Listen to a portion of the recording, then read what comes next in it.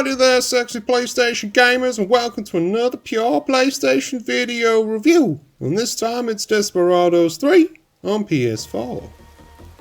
Yes, I'm sorry that was awful, but come on, it's a cowboy game. There was no way I was not going to do that. Let's just get over it and carry on with the review. The rain is relentless. Every few minutes, lightning illuminates the landscape, and for a brief second, I'm certain that I'll be spotted hiding among the bushes. Lining up my shot, waiting until just the right moment as the guard looks away, I pause. Then I set my plan in motion. I fire, the sound muffled and out of earshot from the nearby guards. With the lookout taken care of, the second part of my plan automatically kicks into action, as I sneak from the bushes and take care of a patrolling thug before dragging his lifeless body away and hiding it in the bushes. No, this isn't my typical Saturday night, this is Desperados 3, and it's full of little moments like this. Tense scenarios and situations that can be completed in a variety of different ways. Before Desperados 3, I never really considered myself a fan of real-time tactics games, but now that I've wet my whistle with the fruits of Desperados 3, I've got to say it's a lot of fun, and I'm converted. Set in the Wild West, Desperados 3 is a story-driven, hardcore tactical stealth game. Whichever word you choose to take away from that description, make sure hardcore is one of them, because it is. And you will fail. Lots. And the game knows this. In fact, it almost encourages it, and it seems it's been made to play that way. Right from the start of the game, which plays out like a tutorial of sorts, you're encouraged to save as often as possible. It's as easy as pressing the touchpad, and should you fail, loading these quick saves is done from the pause menu. Now, I'm a bit of an old school gamer, and I've got to say, it did feel like cheating, or save scumming, as any Hitman player will tell you. But it's not really cheating, as Desperados 3 actively encourages saving and replaying sections of the game should your plans go belly up. Through this system, I quickly learned that Desperados 3 is a game of trial and error, and it works beautifully. The game starts out with you playing as John Cooper, a cowboy on the hunt for a fella named Frank. All of the usual cowboy tropes are here, and each level is gorgeous to play through, with intricate details and quirks that can help you complete your tasks. Different elements within the game's levels can be interacted with, and to find them you just need to press down L3. I did this often, and I would usually investigate any highlighted object just in case it could be useful in some way during my playthrough.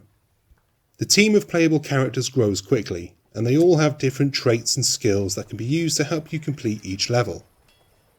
Cooper the cowboy has a coin toss that can be used to distract enemies, while McCoy has a sniper rifle that can take out enemies from a distance and silently.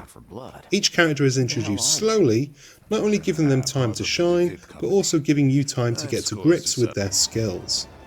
Again, this is really well done, with each character having a distinct personality that comes through as you play. Characters regularly engage one another in conversation, filling in little bits of backstory, or just giving general observations that they've made. Aside from each of the characters' main skills, they each differ slightly in how they can navigate the world around them. Cooper, for example, can climb vines and swim. Hector can't. It's a minor difference, but it's crucial when it comes to planning that you remember this character's specific quirks. Desperados obviously started out life on the PC, but I never really had a problem with how it plays on the PS4. The controls are great, and I never really felt hindered by using the DualShock 4 instead of the traditional mouse and keyboard setup. Though I did have one minor gripe with the game's controls around the auto-aiming. See, certain skills can only be used within your immediate area, like Cooper's throwing knife. At times when I wanted to use Cooper's throwing knife with the auto-aim wouldn't select the one that I wanted, and my knife would end up flying into another guy's face. It's a small annoyance, but I can't help but feel it wouldn't have been a bigger problem using a mouse and keyboard, as you'd have that refined control. It's a small gripe, but a gripe nonetheless. Planning is critical to success in Desperados 3. Each level is essentially a giant game of cowboy chess, as you carefully plot your way through the environments and try to anticipate the reactions to your actions. Kill a guard, will he be found? Leave him alive, will he then loop around on his patrol? And make an encounter later on. Maybe. That's up to you to decide. To help you out though, the game has what it calls a vision mode that lets you see the view cone of each guard. You can also highlight a guard or a position in your immediate area and check who has eyes on it at any given moment. It's a very useful tool when planning the best course of action, and I found myself using it a lot, especially when I was trying to creep around and be all stealthy like. And stealth is the key here, because getting caught is often a death sentence. Going in all guns blazing is rarely an option, and although each character is packing heat of some kind, I found the slow, steady and stealthy approach always worked best. Desperados 3 has an ace up its sleeve when it comes to planning and then executing your plan, and it's Showdown Mode.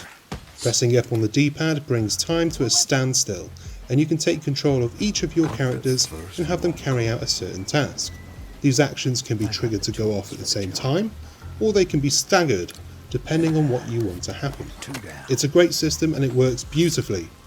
If your planning is sound and you've used your brain right, you can do amazing things. If not, well, you can always try again. If you've remembered to save, that is. Another annoyance with Desperados comes from its camera. Sometimes it can be a pain in the arse. You can control the camera manually with zoom and rotate controls, but sometimes I felt it lacked the fidelity, finesse that I would have liked, especially in some of the tighter maps and areas. With a bit of practice it does a decent enough job, but it can be a little bit frustrating at times. For the completionists, Desperados 3 has an impressive replay screen that runs when you finish each level. Here you'll get a blow-by-blow account of your movements and actions, from where you carried out certain skills to which point you save the game. And each level comes with badges that can be earned by completing various challenges within the level, and the replay feature is another tool that helps in planning out your next playthrough. Replay value can also be found in the Baron's challenges, which activate after completing a certain level within the story. Overall, I enjoyed the time I spent with Desperados 3. While it may lack the all-out action that you perhaps expect from a game set in the Wild West, the refined controls and brilliant Showdown Mode allow for some fantastic set pieces that more than make up for any shortcomings, and its story and characters do a great job at keeping things moving along. If, like me, you've never really delved into the world of real-time tactics games before, Desperados 3 is definitely a good place to start. For long-time fans of the genre, it's a no-brainer. And that brings us to the end of this lovely Desperados 3 review. I really hope you enjoyed the video, I hope it was informative and you found some use from it. If not, sorry. But if you did, then maybe consider giving us a like and subscribe. It helps us to give you more stuff, and if you hit the bell notification icon, you'll get an annoying little ding whenever we've got new stuff for you to watch. So, until next time, stay sexy, keep playing, and wash your bloody hands. Bye!